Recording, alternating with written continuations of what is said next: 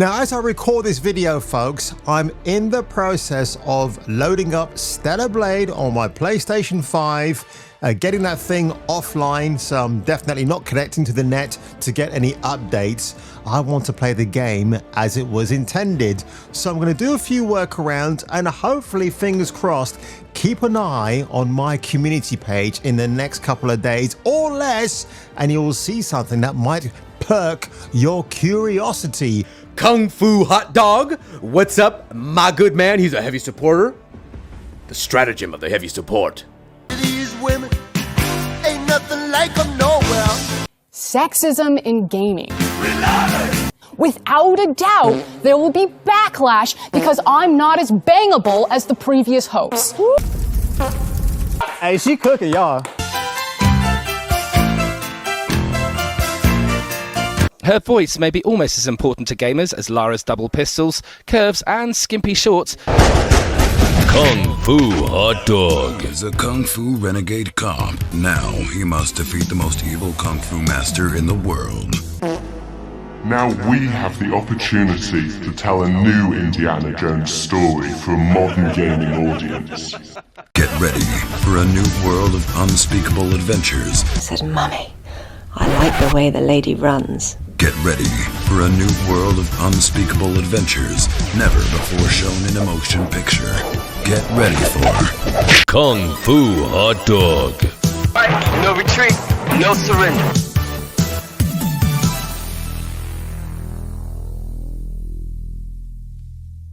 Let's get into today's short but sweet article from Mr. Paul Tassi over on Forbes. Stellar Blade is now the highest user-scored PlayStation 5 game ever, which is a bit excessive. Oh dear, are we throwing a temper tantrum, Mr. Tassi? Come on, be happy. Stellar Blade continues its cycle of discourse that alternates between culture wars and actual examination of the game's quality. And now it's a hit oh my god, I swear Paul Tassi doesn't know how to write, or maybe I can't read. Stellar Blade continues its cycle of discourse that alternates between culture wars and actual examination of the game's quality, and now it's hit a very unexpected high watermark, not a skid mark like it did with Forspoken. Combining both of those, as it stands, Stellar Blade is the highest user-scored PlayStation 5 game of the entire generation on Metacritic, elevating it above its strong but not stunning 82 Metascore from critics. It's currently at 9.2 out of 10, which, yes, does tie it with Cyberpunk 2077, the Ultimate Edition, and Resident Evil 4's Separate Ways expansion, which I've yet to play, by the way. However, I'm going to consider it number one. Not just because it was a 9.3 as of yesterday, so he's talking about the 3rd of May, indicating it's at the high end of a 9.2, but because it has 2,598 reviews in compared to RE4's 333, that could have been a 666, that would have been so awesome. And Cyberpunk's 81 reviews, it's way harder to maintain that high of a score with thousands of reviews. Which does remind me of the whole Captain Marvel situation in 2019, when everybody was negatively hitting that film on Rotten Tomatoes, who then said, hang on, this film's getting too much negativity. We've got to curb stomp all these bad bot reviews coming in. And then, of course, the opposite happened, where fake reviews all praising Captain Marvel were coming in. And it's just like Rotten Tomatoes has no idea how to crowd control online. I think is absolutely hilarious. And again, I genuinely believe people who bought the game Stellar Blade on the 26th of April have been playing it, and because I think there's a requirement, like if you've been playing the game for so long, then and you're able to qualify your review, you're allowed to post your positive review. So good for Metacritic, they're allowing that. I think that's absolutely brilliant. Here's a countdown here. Funny, Final Fantasy VII Rebirth, that's also suffering in sales because it was just a PlayStation 5 exclusive for now.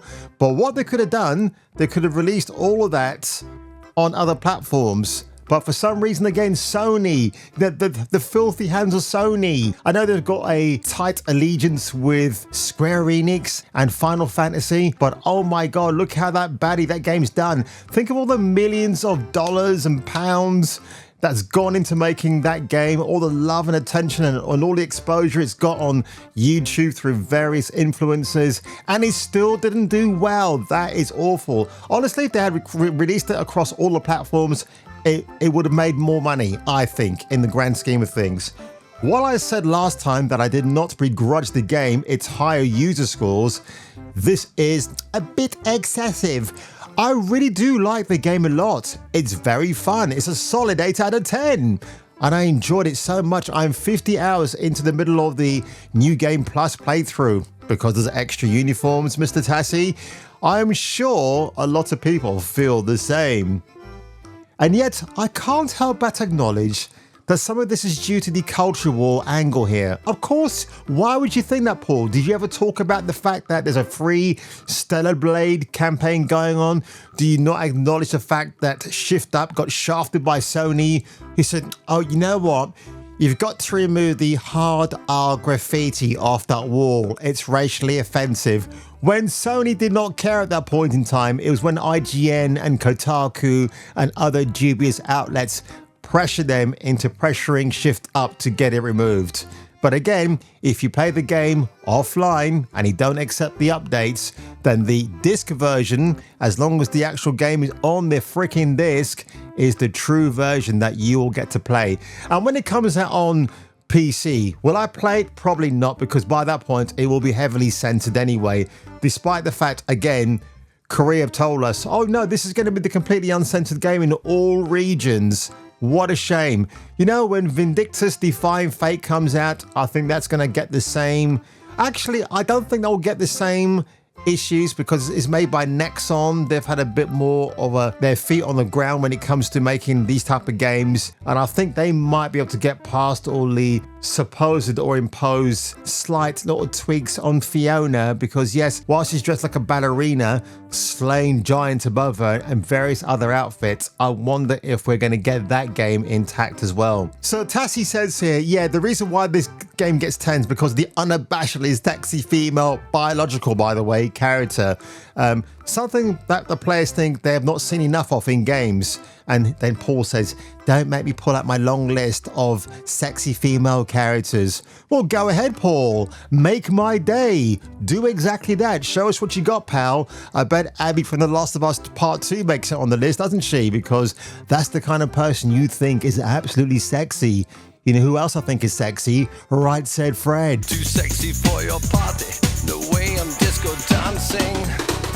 But on that one, ladies and gentlemen, oh, wow, that was meant to be a 5-minute video, but I rant and I rave and I get really mad in a huff and a puff, and I'm gonna blow Fiona's house down from Vindictus Defying Fates just to see if she's in a state of undress, because that's the kind of naughty man I'd like to be.